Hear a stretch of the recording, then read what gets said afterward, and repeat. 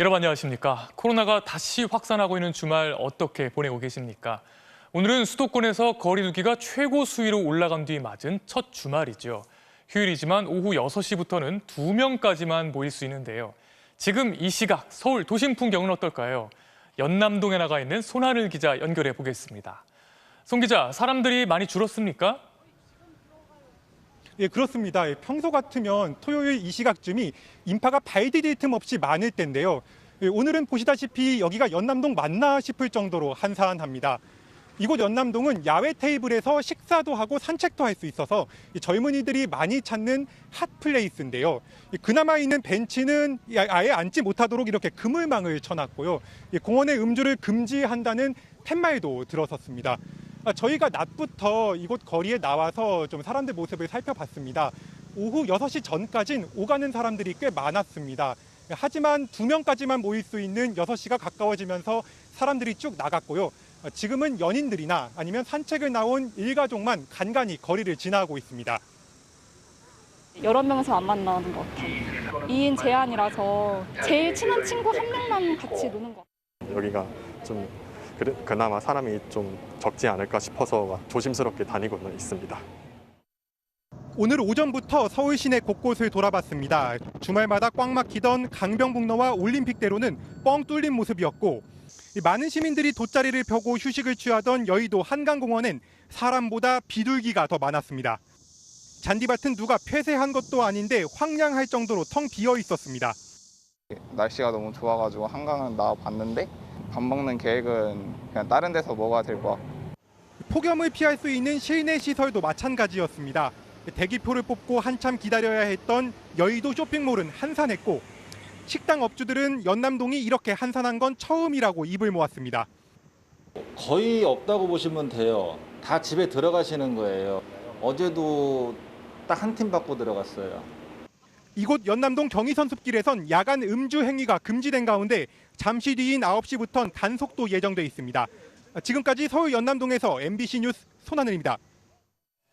이번 재확산이 걱정되는 또 다른 이유는 비수도권 지역의 확산 속도도 심상치 않다는 겁니다. 비수도권 지역 여러 곳이 이번 주에 거리 두기를 2단계로 올렸는데요. 수도권에서 피서객들이 많이 찾는 강원도 강릉시는 확진자가 급증하면서 주말인 오늘부터 3단계로 한 단계 더 올렸습니다. 그럼 지금 강릉 모습은 어떤지 경포해수욕장에 나가 있는 취재기자 연결해 보겠습니다. 김인성 기자, 오늘이 개장 첫 주말이죠. 분위기가 어떻습니까? 네, 저는 지금 강릉 경포해수욕장에 나와 있습니다.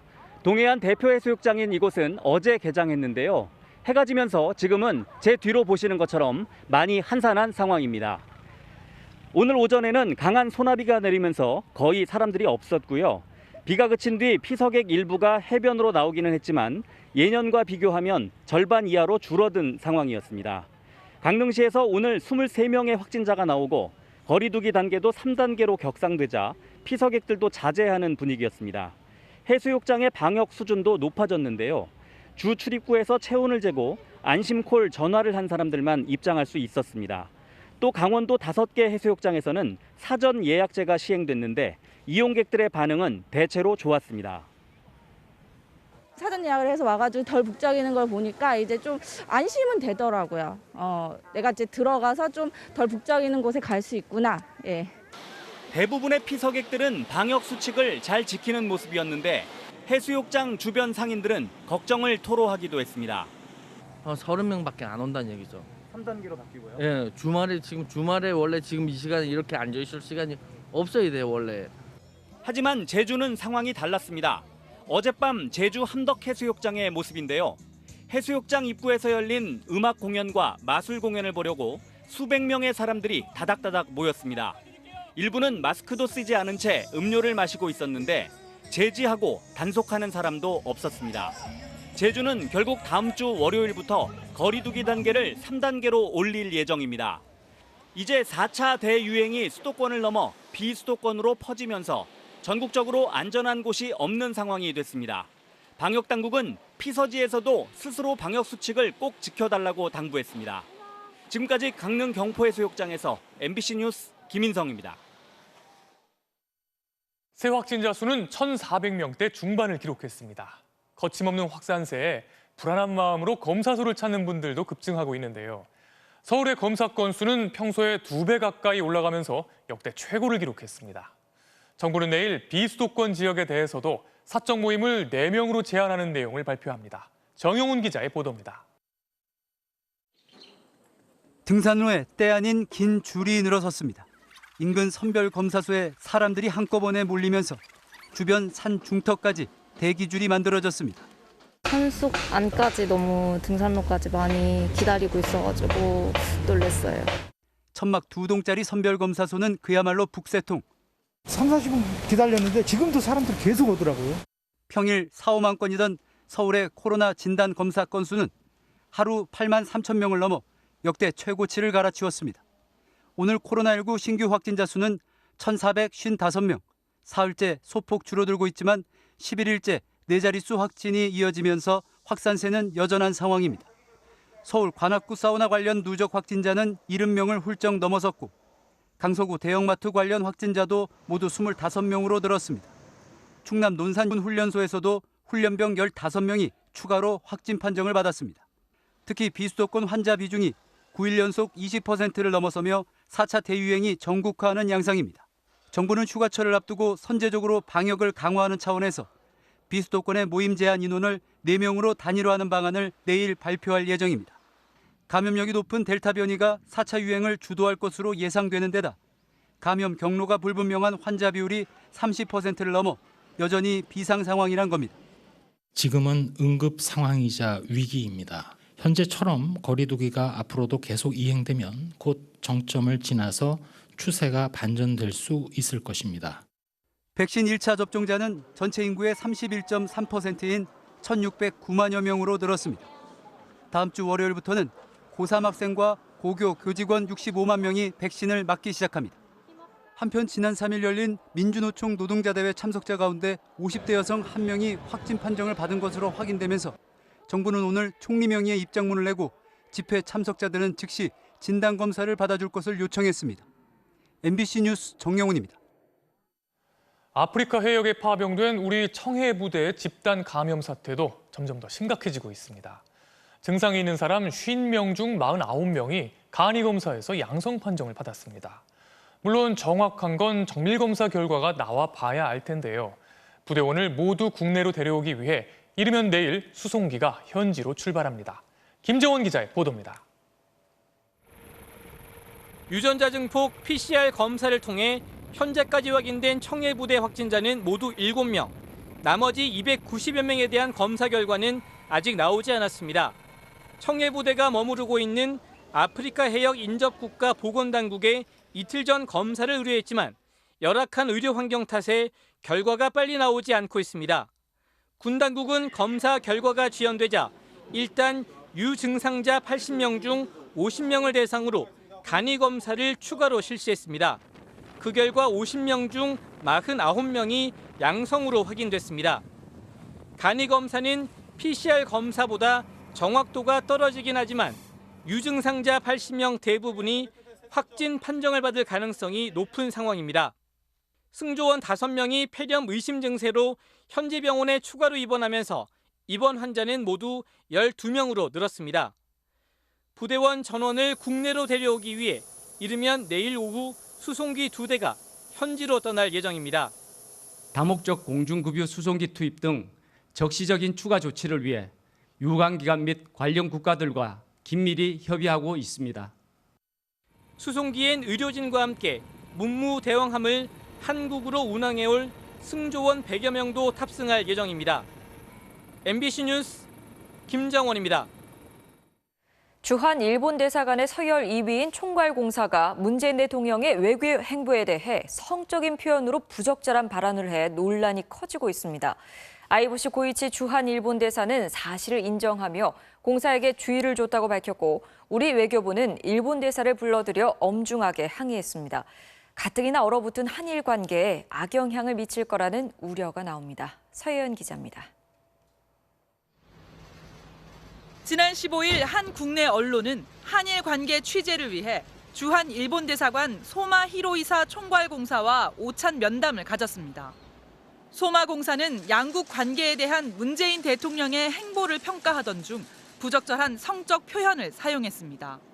일본 정부는 한일 문제에 신경 쓸 여유가 없다. 문 대통령 혼자서만 신경전을 벌이고 있다는 취지의 말을 하다가 문제의 발언이 나온 겁니다. 어제 관련 내용이 보도되자 일본 대사관 측은 오늘 새벽 2시쯤 보도자료를 배포했습니다. 아이보시 고이치 대사는 소마공사에게 확인한 결과 보도와 같은 표현을 사용한 것은 사실이라고 인정했습니다. 하지만 결코 문재인 대통령에 대한 발언은 아니었다는 설명을 들었다고 해명했습니다. 아이보시 대사는 또 외교관으로서 지극히 부적절하고 매우 유감이라며 엄중히 주의를 주었다고 덧붙였습니다. 우리 외교부는 항의의 뜻을 표시했습니다. 최종건 외교부 1차관은 오늘 오전 아이보시 대사를 외교부 청사로 불러 우리 정상의 한일 관계 발전을 위한 노력을 크게 폄훼하는 비외교적이고 무례한 발언이라며 일본 정부가 재발 방지 차원에서 가시적이고 응당한 조치를 신속히 취해줄 것을 요구했습니다. 청와대 관계자는 해당 발언에 대해 매우 부적절하다며 이번 사안을 엄중하게 보고 있다고 밝혔습니다. 또 문 대통령의 도쿄올림픽 개막식 참석과 한일 정상회담에 영향을 미치는 게 아니냐는 우려에 대해서는 예단할 수 없다고 말을 아꼈습니다. MBC 뉴스 서혜연입니다. 다음 주면 도쿄올림픽이 개막하는데요. 일본 구구단체가 트집을 잡으며 항의한 신에게는 아직 5천만 국민의 응원과 지지가 남아있다고 적은 현수막이 오늘 철거됐습니다. IOC가 올림픽 헌장 50조, 올림픽은 정치적인 선전을 금지한다에 위배된다며 철거를 요구했기 때문입니다. IOC는 대신에 경기장에서 우길기 응원 금지 약속을 받았다고 하는데요. 독도 문제에는 꿈쩍도 안 하던 IOC가 이번엔 문제가 제기된 지 하루 만에 움직였습니다. 도쿄에서 손장훈 기자입니다. 이순신 장군의 명언을 올림픽에 맞게 바꿔 우리 선수촌 숙소에 걸었던 현수막. 하지만 설치 나흘 만에 전격 철거됐습니다. IOC의 강력한 요구 때문이었습니다. 저기 멀리 보이는 곳이 도쿄올림픽에 출전하는 우리 선수들의 숙소입니다. IOC가 문제 삼은 문구는 오늘 오전 모두 철거해 태극기와 또 다른 응원 문구만 걸려있는 상태입니다. 철거 요구 이유는 현수막의 문구가 정치적인 선전을 금지하는 IOC 헌장 50조를 위반했다는 겁니다. 일본 정부나 올림픽 조직위에서 공식적인 문제도 삼지 않았는데 일본 극우단체와 언론들이 트집을 잡은 지 불과 하루도 안 돼 조치에 나선 겁니다. 우리 정부와 체육회의 독도 관련 항의엔 제대로 한번 중재조차 나서지 않았던 IOC의 태도를 감안하면 지극히 이례적입니다. IOCの対応でありましたので、それに伴って韓国選手団が対応をしていただいたと承知しています。 대한체육회는 IOC의 요구를 거부할 수는 없었지만 대신 경기장 내 우길기 응원 금지 약속을 받아냈다고 밝혔습니다. 그게 정치적으로 해석이 된다고 한다면 우길기의 전시라든지 선전이라든지 이거에 대해서는 올림픽 헌장 50조에 적용해서 판단하겠다 이런 답변은 받았습니다. 하지만 이미 무관중 경기가 결정된 상황에서 우길기 응원 금지가 어떤 실효성이 있을지는 의문입니다. 이런 가운데 선수촌에선 개촌 나흘 만에 첫 번째 코로나 확진자가 나왔습니다. 조직위는 확진자가 선수가 아니라 해외에서 온 대회 관계자라며 현재 지정 호텔에서 격리 중이라고 밝혔습니다. 선수촌 확진자를 포함해 어제 하루에만 15명의 올림픽 관계자가 양성 반응을 보여 누적 감염자 수는 45명으로 늘어났습니다. 도쿄에서 MBC 뉴스 손장훈입니다. 오늘 오후 경기도 의정부시 한 산업단지 안에 있는 양말 공장에서 큰 불이 났습니다. 제2중부 고속도로에서는 차량 5대가 잇따라 추돌하면서 5명이 다쳤습니다. 주말 사건 사고 신재웅 기자가 정리했습니다. 건물을 집어삼킬 듯 시뻘건 불길이 거세게 타오르고 검은색 연기가 치솟습니다. 아우, 저 어떡하냐? 어떻게 저렇게 금방 탔지? 오늘 오후 1시쯤 경기도 의정부시의 한 양말 공장에서 불이 났습니다.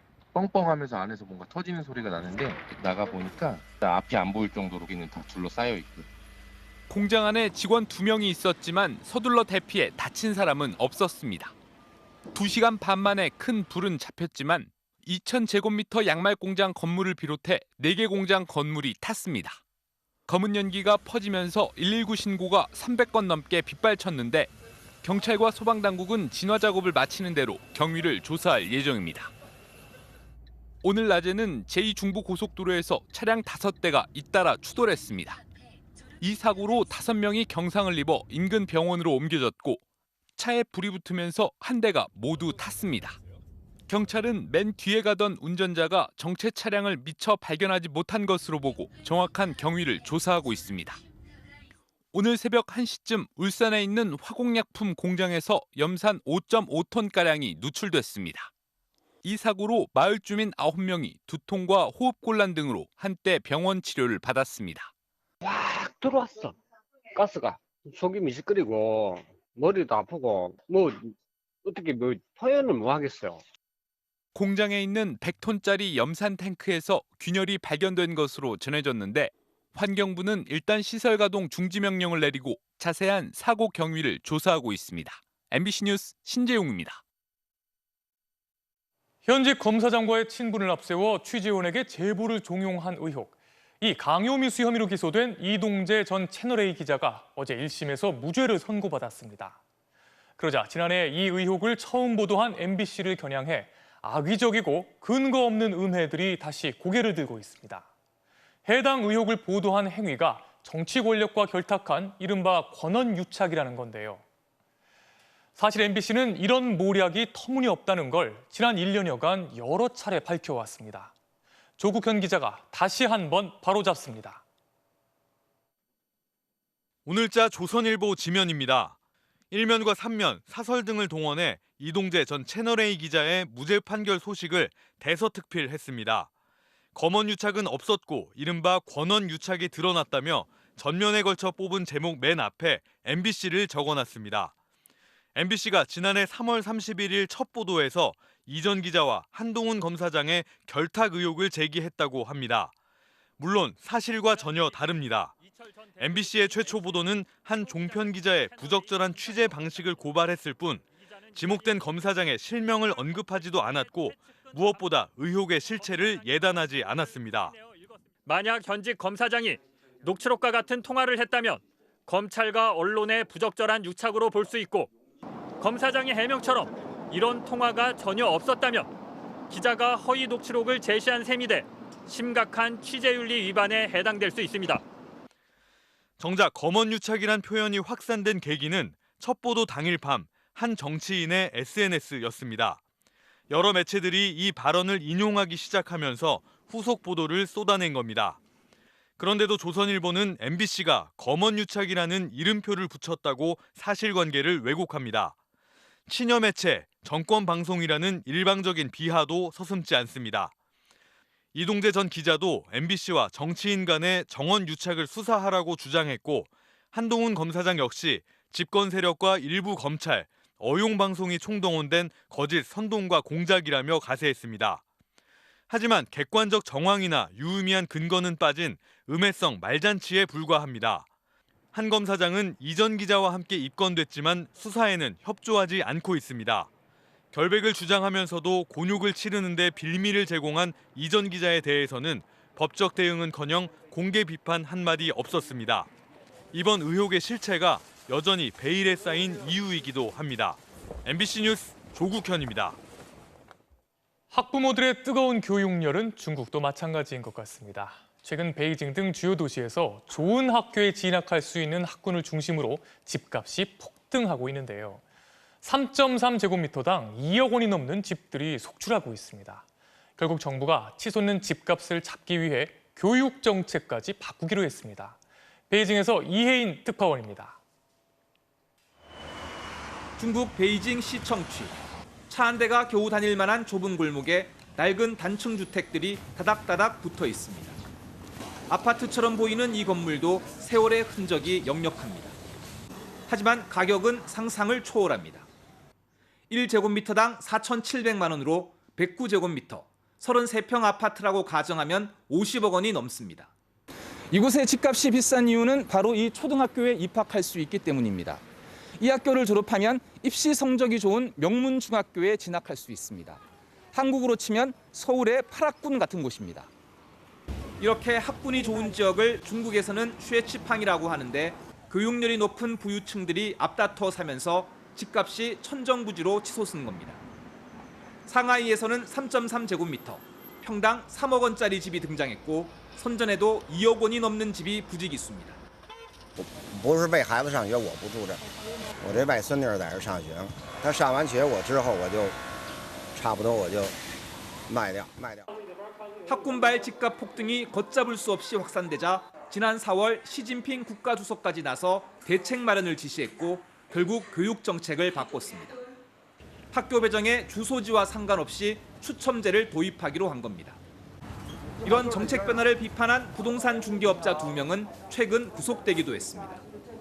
我们是闭店学习状态，然后我们这在这值班的是处理之前的业务一些单子的一些流程。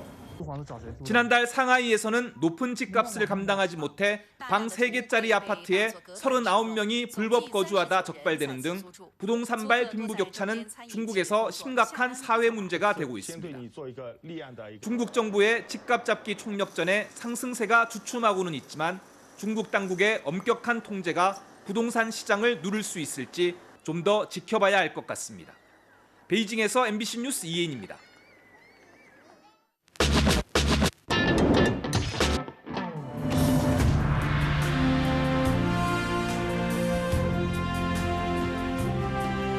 조명 뒤의 사람들을 조명하는 앵커로그입니다.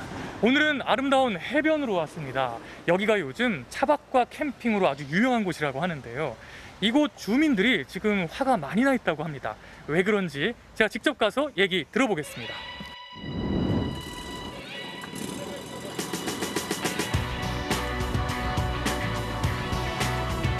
네, 여기는 해변 입구인데요. 마치 쓰레기장처럼 돼버렸습니다. 지금 보면 냄새도 심하고 파리도 들끓고 그러네요. 저렇게 차박하는 사람들이 다 갖다 버리는 거예요. 그냥 무조건 이렇게 다 쓰레기 저기도 쌓아놨잖아요. 이렇게 쓰레기 버리는 데다 한 군데다 버려라 하니까는 당신이 뭔데 그러냐. 그래서 난 이대 주민이요. 그러니까 나이 먹은 게 꺼분다고 막 얼마나 했는데 몰라요. 나 막말도 막 들었어요. 아유, 속상하셨겠어요. 아, 속상한 거는 말할 것도 없고 뭐 네. 사람들도 아니요. 아이고.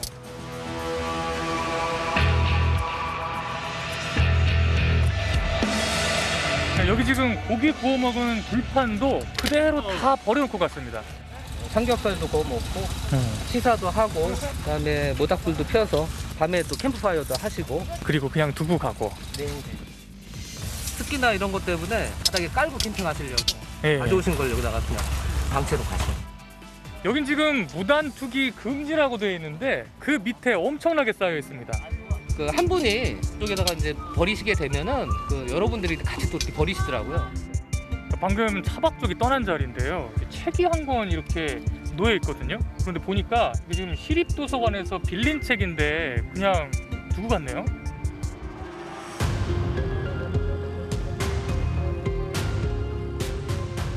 지금 여기 버려진 것들을 보면요. 밥에, 호일에, 술병에, 이 고무장갑까지 딱 캠핑 때 필요한 것들은 다 모여 있습니다. 그래서 바다로 나가게 되면 요 앞에가 다 어장인데요. 여기다 버리는 것들이 많이 간다는 그렇죠, 거죠. 예. 여기 폭죽도 굉장히 많은데요. 이 폭죽을 터뜨렸으면 치워야지. 이걸 다 이렇게 왜 버려두고 가는 거죠? 화도 났지. 우리 동네인데 이거 저기 놀러 온 사람들이 이래 놓으면 화 안 날 사람이 어딨어. 다 나지. 목에 뭐가 걸려있네? 새 목에 쓰레기가 걸려있어. 빼려고 해. 빼려고 해? 굉장히 불편해 보입니다. 쓰레기 더미에서 뭐 주워 먹다가 목에 좀 낀 것 같아요.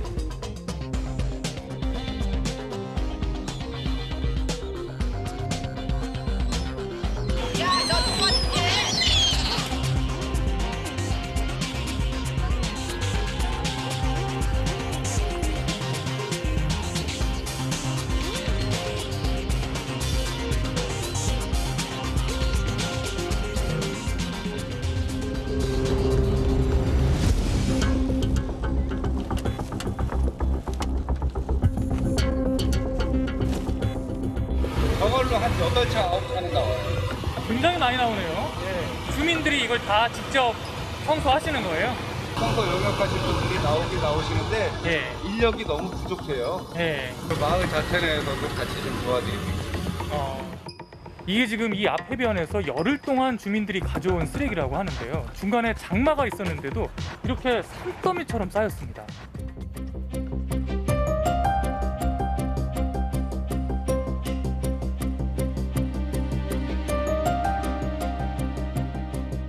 얼마나 좀 늘었는지. 코로나 이전에는 여기 바닷가 캠핑하시는 분들 보면 뭐 한두 개 정도? 코로나 이후에 뭐 해변가 주위로 그냥 전체적으로 많이 늘었습니다.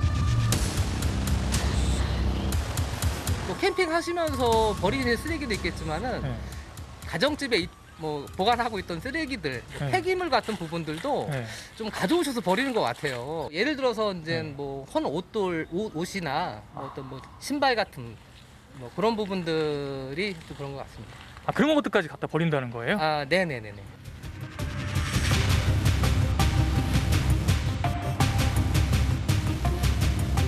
인터넷에서도 지금 여기가 뭐 공연 수면이다 보니까 무료 캠핑할 수 있다. 뭐 이런 부분에 어떤 그 홍보가 돼서 더 많이 찾아오시는데 공연 수면 관리법에 대해 어떤 제재할 수 있는 그런 그 법률이 없더라고요. 정부 차원에서 어떤 법적 제도적 그 장치가 마련이 돼야 해결되지 않을까 저는 생각을 합니다.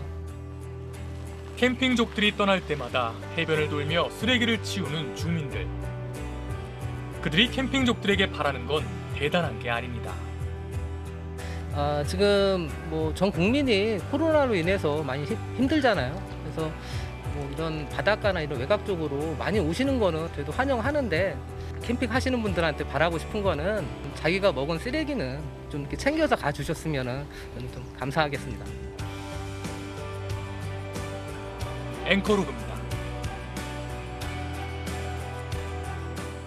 윤석열 전 검찰총장이 광주 5.18 묘역을 참배하며 최근 지지율 하락 위기에 반전을 시도했습니다. 지지자와 반대자들이 뒤엉키며 시작부터 끝까지 어수선한 분위기 속에 일부 일정은 취소되기도 했습니다.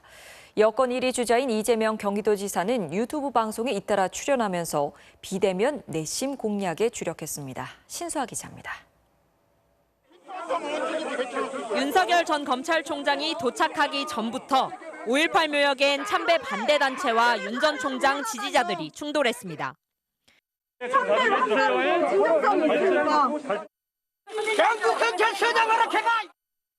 캠프 관계자 등 수십 명을 대동한 채 5.18 묘역을 참배한 윤 전 총장은 5월 광주의 한을 자유민주주의와 경제번영으로 승화시키겠다고 밝혔습니다.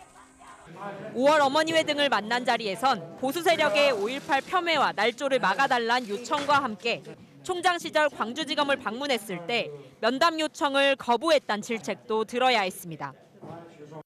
자유와 민주와 인권의 가치를 제가 얘기를 하게 되면 이게 또 현 정부하고의 문제가 있을까 봐 기다리신 거 모르고 오늘 다시 크게 제가 사과드리겠습니다. 지지자와 반대자가 뒤섞이는 어수선한 분위기가 내내 이어지면서 일부 일정은 취소되기도 했습니다. 잠재적 경쟁자인 최재형 전 감사원장은 첫 외부 일정을 부산에서 쓰레기 줍기 봉사로 택했습니다. 평당원임을 강조하는 조용한 행보에 부인까지 동행해 윤 전 총장과 대조적인 모습을 보였습니다. 여권 1위 주자인 이재명 경기지사는 시사 유튜브 채널에 잇따라 출연하며 비대면 내심 공략에 주력했습니다. 윤 전 총장은 반문 정서에 기댄 반사체일 뿐 공부가 더 필요하다고 비꼬는 한편 당내 추격자인 이낙연 후보를 겨냥해서도 과거 박정희 기념사업회 부위원장 경력을 에둘러 비판했습니다. 박정희 그 찬양하는 분도 계시잖아요. 이낙연 대표가 내가 누구라고 말씀드리기는 그렇고. 이에 대해 이낙연 후보 측은 터무니없는 왜곡 거짓 주장이라고 반박하는 한편 경기도 산하기관 관계자가 SNS에서 네거티브 공세를 주도하고 있다며 이재명 지사의 관여 여부부터 밝히라고 반격했습니다. MBC 뉴스 신수아입니다. 미국에 있는 한국 대사관에서 사무 행정을 담당했던 직원이 무관으로 일하는 외교관의 사적인 지시에 시달렸다고 주장했습니다. 조카의 어학연수를 위한 학원 등록 등 가족 관련 지시가 많았는데 자녀의 학교 문제를 해결해 주러 학교에 직접 가기도 했다는데요. 이 직원은 인권위에 제소할 예정입니다. 이채연 기자의 단독 보도입니다. 워싱턴 DC에 있는 한국 대사관에서 행정 직원으로 근무하던 20대 A씨. 지난 2019년 4월 본인 업무와는 상관없이 한 어학원을 찾아야 했습니다. 무관으로 대사관에 나와 있던 한 현역 장교가 어학연수를 오는 자신의 조카를 위해 도와달라고 요청했기 때문입니다. 제가 미리 가서 계약서 작성이나 이런 거를 받으려 했어서 갔었거든요. 미팅 날짜 잡고 돌아와서 서명한 거 계약서 보내드리고. 같은 해 1월 무관 자녀가 눈 수술을 받을 때는 통역을 위해 병원을 가야 했고 의사분이 말씀해 주시는 거를 다 이제 통역을 해서 사모님 알려드리고 그리고 보고를 문자로 계속 드렸죠. 무관 자녀의 학교 문제도 해결하러 학교도 갔고 무관 가족이 구입한 물건의 환불 여부도 알아봐야 했습니다. 2018년 7월에 일을 시작했는데 2달 뒤부터 심심찮게 사적인 지시가 내려왔습니다. 불만은 쌓여갔지만 문제 제기는 할 수 없었습니다. 상관의 눈밖에 나서 공관 비자가 말소되면 한국으로 돌아가야 했기 때문입니다. 조금 비협조적이라던가 제가 이거는 좀 제 업무 선상에서 좀 벗어난 것 같다라고 이렇게 여쭤보거나 하면 뭐 되게 당황스럽다. 더 황당한 건 대한민국 국방무관부가 직원을 고용하면서 작성한 계약서입니다. 직원들의 업무 범위에 기타를 붙여 업무 범위 한계를 모호하게 했고 상관의 직무상 명령에 복종해야 한다는 조항도 있습니다. 마치 군대에 당번병을 부리듯 일을 시키겠다는 겁니다.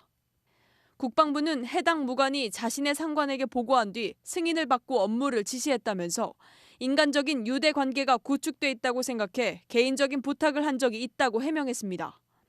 현재 계약이 끝난 이 직원은 무관의 부당한 사적 지시에 대해 국가인권위에 진정을 제기할 예정입니다.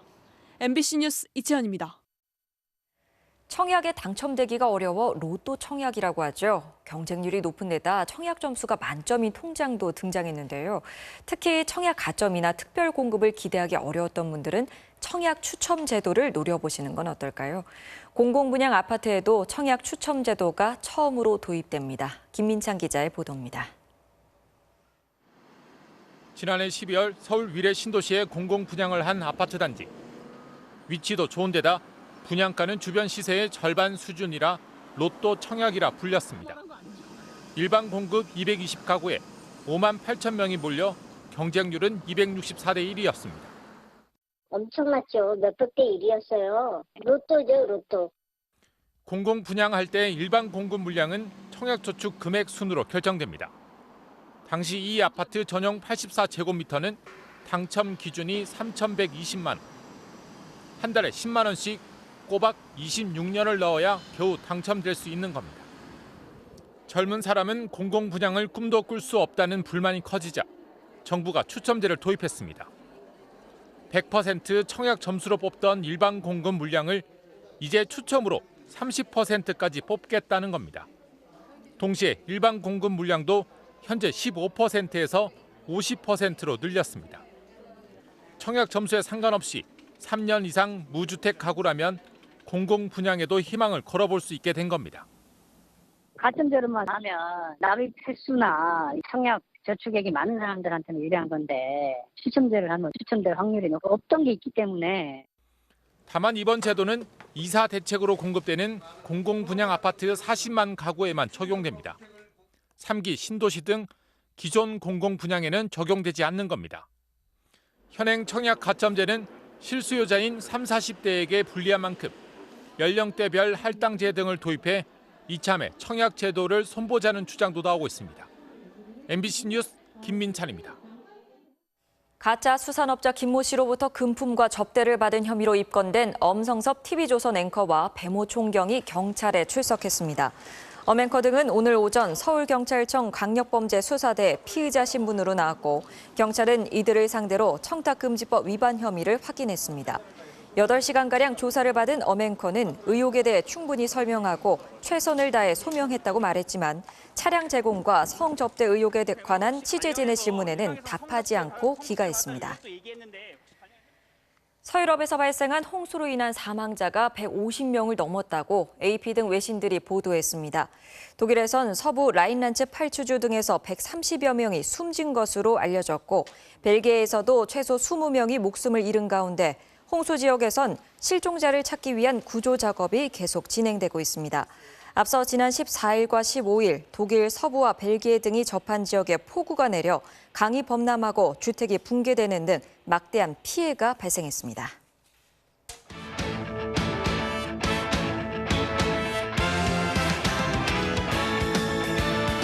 토요일 밤 스포츠 뉴스입니다. 김학범 감독이 이끄는 올림픽 축구대표팀이 드디어 도쿄에 입성했습니다. 더딘 검역 과정 탓에 입국 과정부터 순탄치는 않았는데요. 그래도 새 역사를 쓰겠다며 당찬 각오를 밝혔습니다. 이명진 기자입니다. 오늘 이른 아침 인천공항. 마스크에 안면 투명 보호대까지 안전을 위해 단단히 무장한 대표팀이 줄지어 들어섭니다. 코로나 상황 탓에 예전 같은 대규모 환송 인파는 없었지만 소수 팬과 꿈나무들의 따뜻한 응원을 받았습니다. 끝내 차출이 불발된 김민재 대신 새롭게 합류한 박지수는 빠른 적응을 다짐했습니다. 합류한 만큼 빨리 적응할 수 있도록 최선을 다할 것이고 영광스러운 자리에 뽑혀가지고 더 잘해야 될 것 같습니다. 여기까지 올라가고 새로운 역사를 쓰고 돌아오길 바라겠습니다. 결전 무대를 향해 장도에 오른 대표팀은 2시간여 만에 일본 나리타 공항에 도착했습니다. 도착까진 순조로웠지만 더딘 검역 과정에 시달려야 했습니다. 결과를 기다리느라 무려 5시간 넘게 대기해야 했습니다. 전원 음성 판정을 받고 무사히 입국장을 빠져나왔지만 지친 표정이 역력했습니다. 이렇게 오래 대기해본 적도 처음이네. 모든 사람이 온 힘을 한 곳으로 모아서 좋은 성적을 낼 것을 약속드리겠습니다. 곧장 숙소로 이동해 컨디션 조절에 들어간 대표팀은 내일부터 본격적인 훈련에 돌입합니다. 지난 프랑스와 아르헨티나와의 평가전에서 수비 허점이 노출된 만큼 수비 조직력 보완에 주력할 예정입니다. 대표팀은 닷새 뒤 뉴질랜드와 조별리그 첫 경기를 시작으로 역대 최고 성적을 향한 대장정에 돌입합니다. MBC 뉴스 이명재입니다.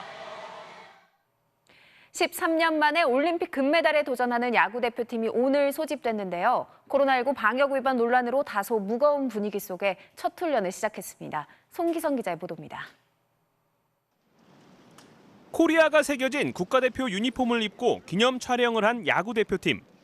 의욕적으로 사흘이나 앞당겨 한자리에 모였지만 NC 박민우에 이어 키움 한현희까지 방역 위반 논란으로 소집 도전에 2명이나 태극마크를 반납하면서 김경문 감독은 무거운 마음을 먼저 전해야 했습니다.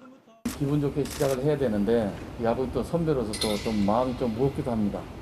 우리가 원하는 목표를 반드시 이룰 수 있도록 최선을 다하겠습니다. 대표팀은 수비와 배팅 훈련을 차례로 진행하며 경직된 분위기를 풀어갔지만 2008년 베이징 당시 막내였다 주장 중책을 맡은 김현수는 국가대표로서 책임감을 다시 강조했습니다.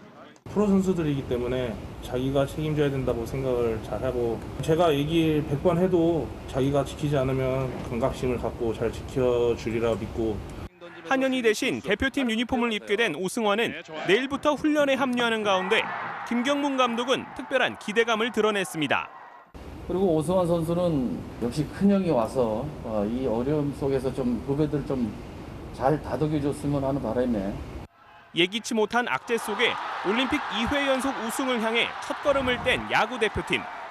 어수선한 분위기 속에 첫 훈련을 시작한 야구 대표팀은 고척에서 2차례 평가전을 치른 뒤 오는 26일 일본으로 떠납니다. MBC 뉴스 송기성입니다.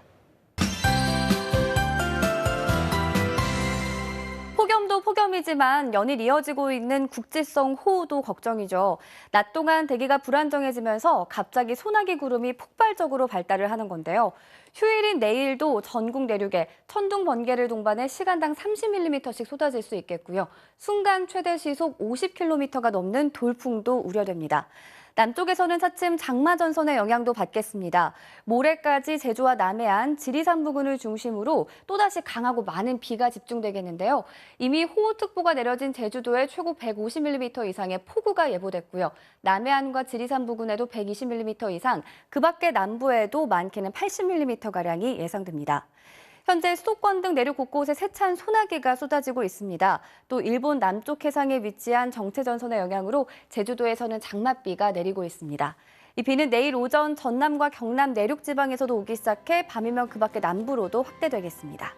찜통더위도 계속됩니다. 내일 아침 서울의 기온 24도에서 시작하겠고요. 한낮에도 서울이 33도 등 서쪽을 중심으로 여전히 32도를 웃돌겠습니다. 월요일 남쪽의 장맛비가 그치고 난 뒤에는 폭염이 더더욱 심해질 전망입니다. 날씨였습니다. 토요일 뉴스데스크 마칩니다. 고맙습니다.